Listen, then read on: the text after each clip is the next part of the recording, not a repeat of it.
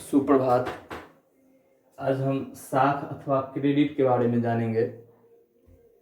साख की दो विभिन्न स्थितियां हैं, टॉपिक उसके बारे में जानते हैं, लेकिन उससे पहले साख का अर्थ समझ लेते हैं। यह साख क्या है? साख से भी पहले हम एक छोटी सी बात बता देते हैं जो मुद्रा या साख से ही रिलेटेड है। जब आपकी तरह हम 10th में थे तो हमारे क्लास में एक भोला नाम का लड़का हुआ करता था। नाम भी भोला और वाकई भोला भी था। सर बता रहे थे कि बताए मुद्रा क्या होता है, मुद्रा क्या है। सर बोल दिए और फिर भोला से पूछे कुछ देर के बाद कि मुद्रा क्या होता है। तो उसमें वो बोला कि हम घर से निकलते हैं, साइकिल लेते हैं, झोला लेते हैं और सुपौल जाते हैं, सब्जी खरीदते हैं, फिर वापस गांव आते हैं तो रास्ते में वह झोला में मुद्रा बन जाता है। तो जो कि यह सही नहीं है, वाकई सही नहीं है। वह कुछ और सुन लिया था और इस तरह से बताया। तो एक मायने में वह भी एक तरह से मुद्रा ही है, लेकिन जिस मुद्रा की आज जिस संदर्भ में बात होती है वह उसमें मायने नहीं रखता है। मीन्स की जो सब्जियां हैं या फिर साइकिल वगैरह वगैरह है। तो हम मुद्रा से थोड़ा आगे निकल चुके हैं और साख पे आ गए हैं, क्रेडिट पे। अब कहते हैं कि फलना ने अपना साख खराब कर लिया या फलना ने अपना क्रेडिट खराब कर लिया। तो यह अभी क्रेडिट कार्ड का नाम सुनते हैं। यह जो है साख जो है भविष्य में भुगतान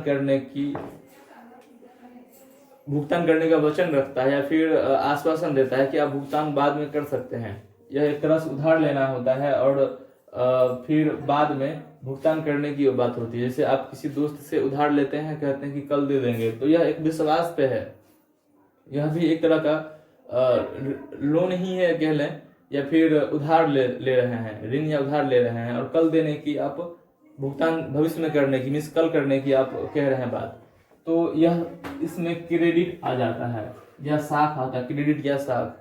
यदि आप कल नहीं देते हैं तो आपको विश्वास करके दोबारा फिर नहीं देता है। तो ऐसा ही आज के उद्योग धंधों में भी होता है कि यदि आप लोन ले रहे हैं, साख पे लोन ले रहे हैं क्रेडिट पे, और उससे टाइम टू टाइम पूरा खत्म कर दे उस लोन के किस्तों को, तो आपको वह जो है संस्था या फिर जो कंपनी है वह आपको दोबारा से देना पसंद करेगी, क्योंकि आपका क्रेडिट ठीक बन गया है। तो पहले हम साख क्या होता है या क्रेडिट क्या होता है इसको जान लेते हैं। एक प्रोफेसर किनले हुए हैं जो प्रसिद्ध अर्थशास्त्री हैं, प्रोफेसर किनले। इनका कहना है कि साख से हमारा अभिप्राय किसी व्यक्ति की उस शक्ति से होता है जिससे वह किसी अन्य व्यक्ति को भविष्य में भुगतान करने की प्रतिज्ञा पर अपनी आर्थिक वस्तु में सौंप देने के लिए प्रेरित करता है। अब दो व्यक्ति है ए और बी। अब इसके पास कुछ ऐसी वस्तुएं होती हैं या चीजें या सामान है जो बी चाहता है कि हमें मिले, लेकिन अभी हमारे पास रुपया पैसा नहीं है, तो यह उधार ले लेता है और यह भी साख पर इसे वह वस्तु दे देता है और यह वचन ले देता है कि आप जो है भविष्य में हमको इस दिन तक भुगतान कर दीजिएगा। भुगतान करना मीन्स पे कर दीजिएगा मुद्रा में। तो जानते हैं हम अभी साख की दो स्थिति के बारे में। साख के दो स्थिति को पढ़ेंगे जो हम जानेंगे उससे कि साख लाभकारी भी होता है और साख जो है वह हानिकारक भी होता है। लेकिन उससे पहले आप माइंड से बना लें कि अपने आसपास भी उस चीज को रिलेट करें। साख को सिर्फ किताबी बात को ही किताबों से ही किताबों के एंगल से नहीं देखें, बल्कि अपने आसपास में जो घट रहा है उसको भी देखें। आप दुकान जाते हैं और आपके पास कुछ रुपया कम हो जाता है, आप दुकानदार दे देता है, आपको जानता है कि वो भागेगा नहीं, इसका घर फलना जगह, ये फलना का बच्चा है, और आप उस सामान को लेके आते हैं और फिर रुपया दे देते हैं। तो यह कैसे संभव हो पाया? यह क्रेडिट या साख पर ही संभव हो पाया। हम लोग इसको धड़ल्ले से इस्तेमाल करते हैं लेकिन ये महसूस नहीं किए हैं। तो अभी पढ़ने का जब मौका मिला है तो काहे नहीं इसको समझ के पढ़ेंगे क्या? एक सलीम साहब हैं, जावेद सलीम की नहीं बात करते हैं, बस कोई सलीम है। यह जूता बनाता है। सलीम को एक त्योहार, ईद या जो भी है, कोई भी त्योहार के मौसम में 3000 जूता बनाने का ऑर्डर आया। अब सलीम सोच रहा है कि 3,000 जूता, ये तो मेरे लिए बड़ी बात है भैया, काहे नहीं बना देंगे, पैसा मुनाफा आएगा। लेकिन इनके पास जो जूता बनाने के लिए चमड़ा चाहिए, जो रॉ मटेरियल है, कच्चा माल है, और लेबर को देने के लिए जो 2 4 5 लोग काम करेंगे, उनको देने के लिए खास तरह से ज़्यादा पैसा नहीं है, और न ही बहुत तरह के सामानों को लाने के लिए पैसा है। तो यह 2 काम करता है। एक, इसको चमड़ा व्यापारी से चमड़ा खरीदना है, जो कच्चा माल है उस जूता बनाने के लिए। यह चमड़ा व्यापारी से 1,000 रुपया का कुछ सामान लेता है और कहता है कि हमको सामान दे दीजिए, कुछ भुगतान करते हैं, और बाद में जो बाकी बच गया है आपको हम 1 महीने के बाद भुगतान कर देंगे। क्योंकि इस सलीम को 1 महीने में 3,000 जूता बनाना था, तो जूता देने के बाद तो पक्का है कि रुपया मिलेगा ही मिलेगा। तो इधर से यह साख पर क्रेडिट पर कुछ चमड़ा उधार ले आया, अब काम करना शुरू कर दिया। सलीम जो है उस व्यापारी से जो जूता खरीदता, उससे कहा कि आप हमको 1,000 जूता का दाम पहले दे दीजिए। ऑर्डर न किए हैं, क्या पता कल आप मुकर जाएंगे, हम बनाने जब जूता बना लेंगे आप कहेंगे हमको नहीं लेना है, तो आप हमको पहले 1,000 जूता का दाम दे दीजिए। वह 1,000 जूता का दाम सलीम को दे देता है। इससे इसके पास कुछ पूंजी हो जाती है, और रॉ मटेरियल तो ले ही आया था, और जूता बना करके महीने के अंत से पहले ही इस व्यापारी को दे देता है। तो जो बाकी 2,000 जूते का दाम है, यह व्यापारी उसको भुगतान कर देता है सलीम को। अब सलीम के पास रुपया नहीं था, न ही कच्चा माल था कि कच्चा माल था, रुपया भी इतना नहीं था कि पूरा पूरा कच्चा माल जो रॉ मटेरियल चमड़ा था, और भी जो इंक वगैरह वगैरह जो कलर वगैरह सब होता है वो सब खरीदने के रुपया था। तो इसने साख का इस्तेमाल किया, क्रेडिट का इस्तेमाल किया, और चमड़ा भी का भी व्यवस्था किया, साथ ही कुछ धन चाहिए था तो 1,000 जूते का रुपया भी ले लिया, और कुछ मजदूरों को बांट दिया, बाकी फिर मुनाफा भी कमाया बढ़िया से। तो यह साख का इस्तेमाल करके लाभ कमा रहा है। अब हम दूसरे स्थिति को देखेंगे, लेकिन वह जो है हानि की स्थिति है।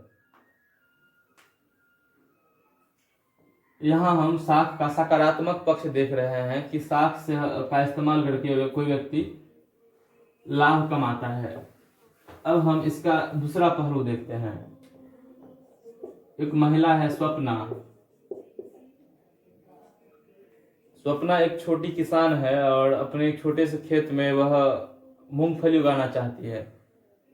उनका खेत जो है 3 एकड़ का है, उसमें वह चाहती है कि हम मूंगफली उगाएं, लेकिन उनके पास इतना पैसा नहीं है कि वह और भी चीज़ों को खरीद सके, जैसे कि बीज है, खाद है, पानी देने के लिए पैसा, या फिर जुताई के लिए पैसा।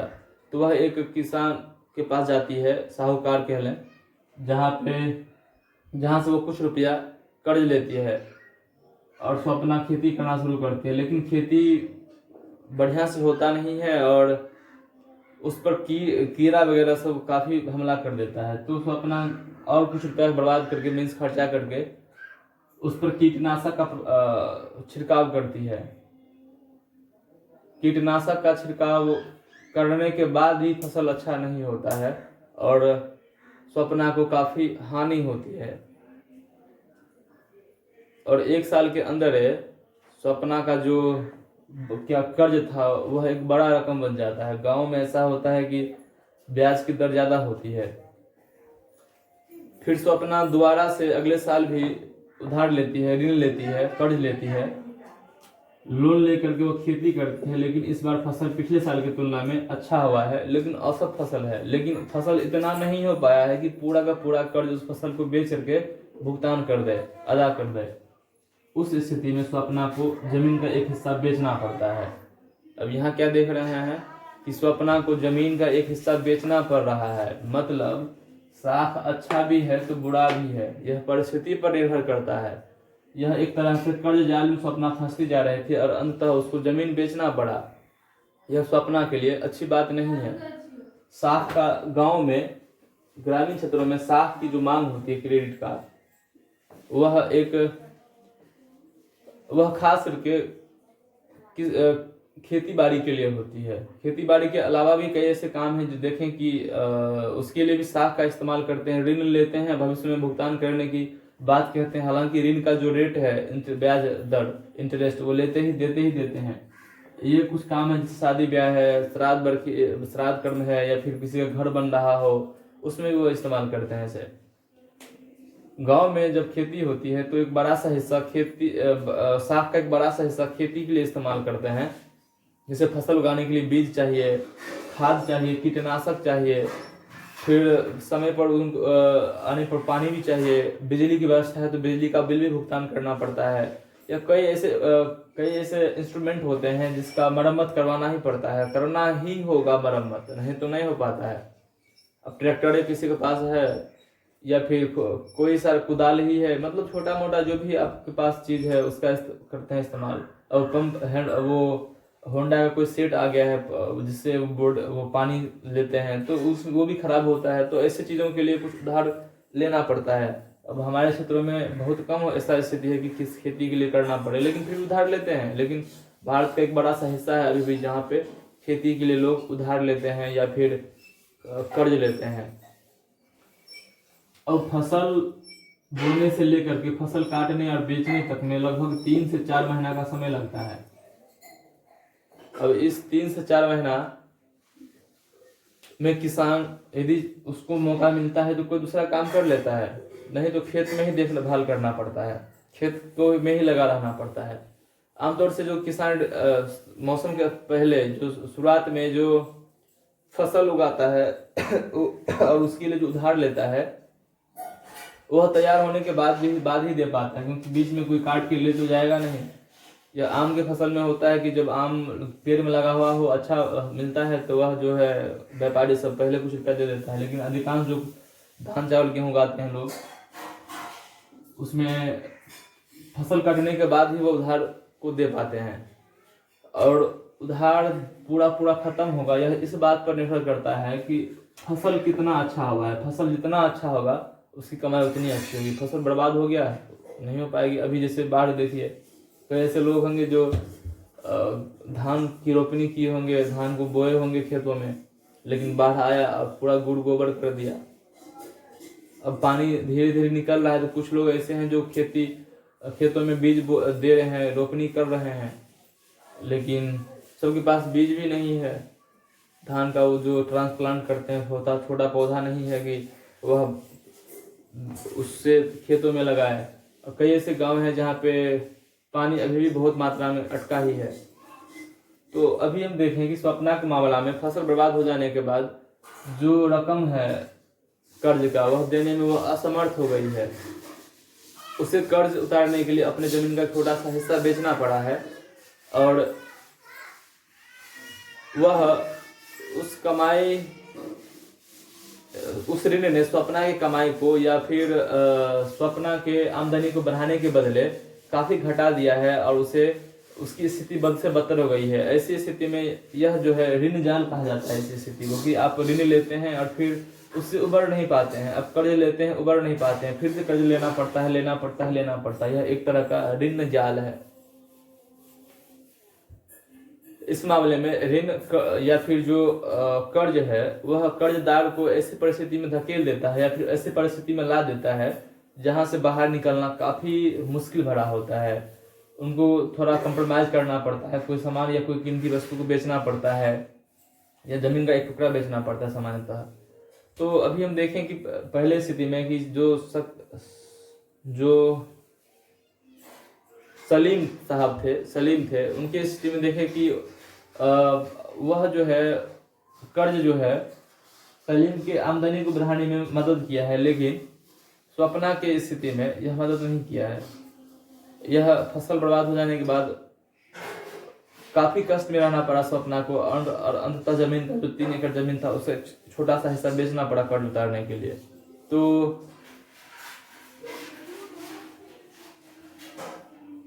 ऋण उपयोगी है या नहीं, या कर्ज उपयोगी है या नहीं, यह इस बात पर निर्भर करता है कि परिस्थिति के खतरों और हानि होने पर प्राप्त सहयोग की संभावना कितनी है। मतलब फसल बर्बाद हो गया, यदि वह आदमी या जो कर्ज देने वाला था कहता है कि ठीक है आप चिंता नहीं करिए, हम इसका ब्याज नहीं लेंगे, जितना मूल है उतना ही दे दीजिए, जो मूलधन है।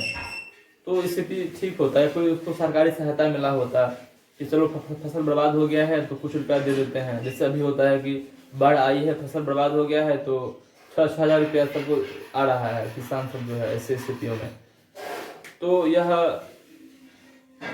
कितना उपयोगी हो सकता है या फिर उपयोगी नहीं है कर्ज, यह परिस्थिति के खतरों और हानि होने पर प्राप्त जो सहयोग है, मिलने वाला जो सहयोग है, उसकी संभावनाओं पर भी निर्भर करता है। यह आज का टॉपिक था।